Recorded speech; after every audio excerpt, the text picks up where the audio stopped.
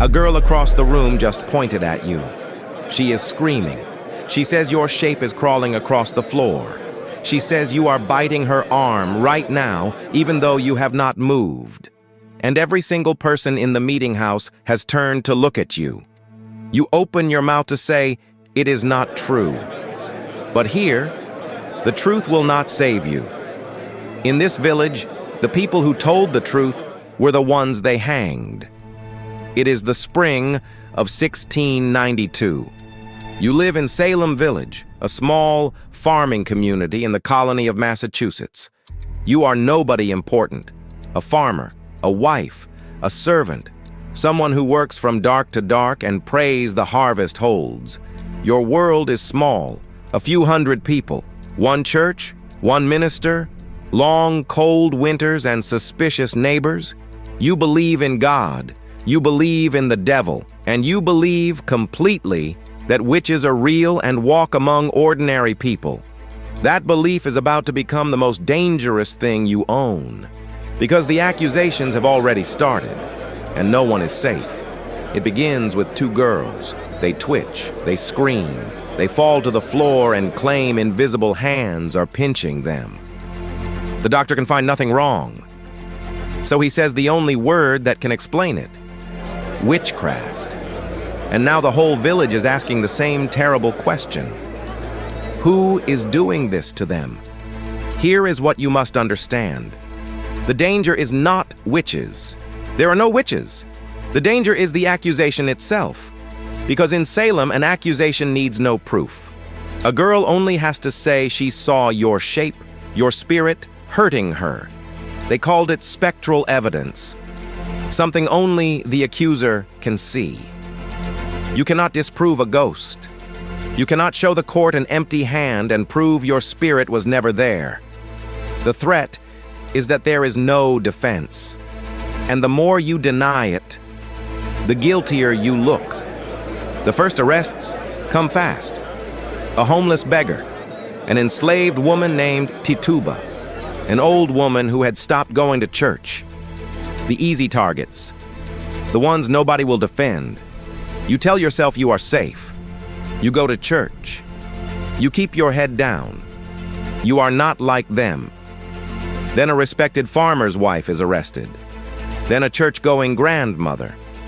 Then a 4-year-old child. And you realize the line you thought protected you was never real. So here is your first decision. Do you speak up to defend your accused neighbor? Or do you stay silent and pray they never say your name? Think carefully. Because in Salem, defending the accused was treated as proof that you were one of them. Every person who stood up for a victim was the next to be dragged into court.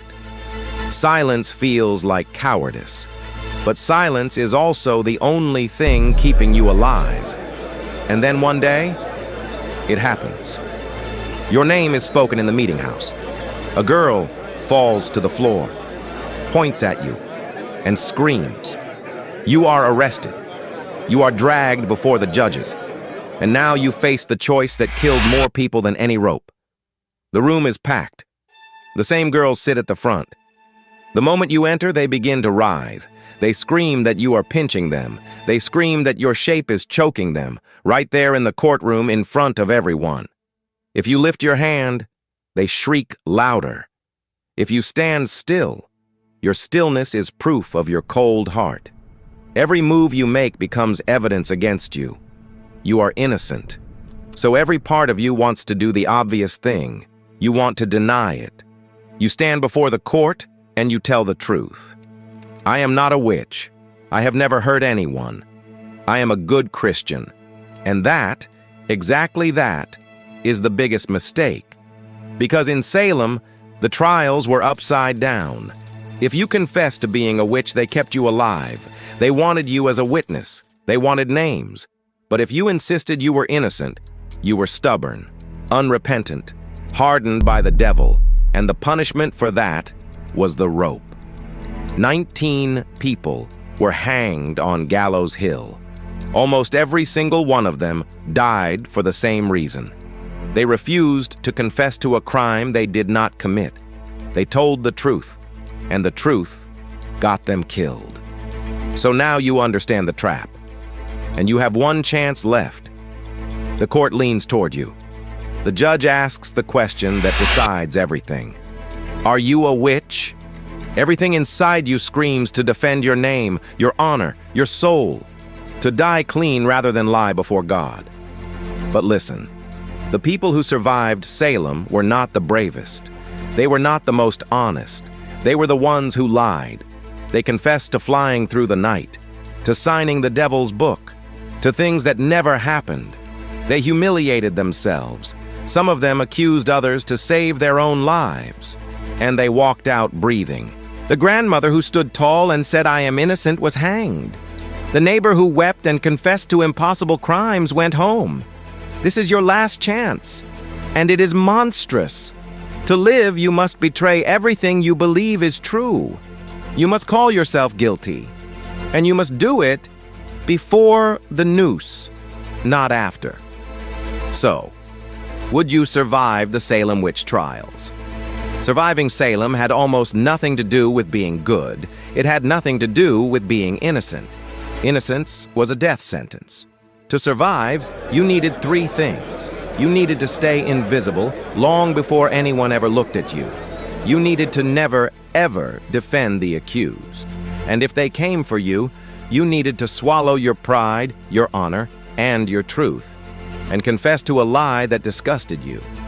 The honest died. The proud died.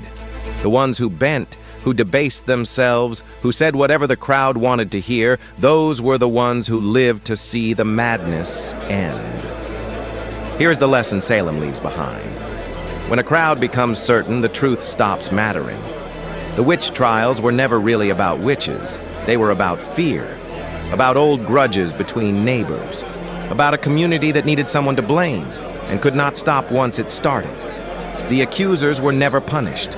The loudest, the cruelest, the most certain, they were the safest people in the room.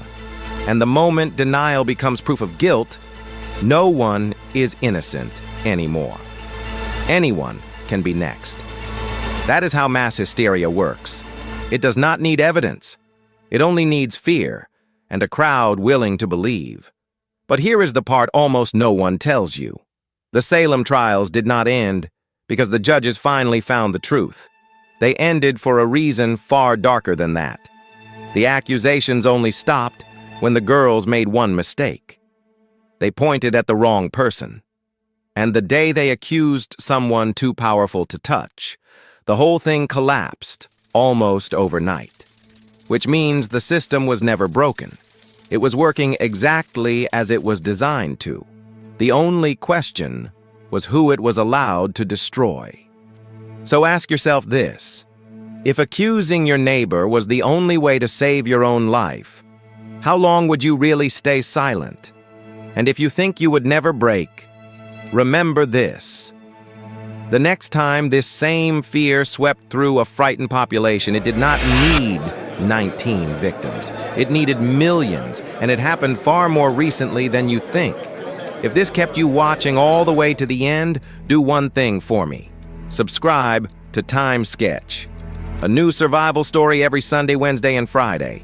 And tell me down in the comments, would you confess to a lie to live, or would you die telling the truth?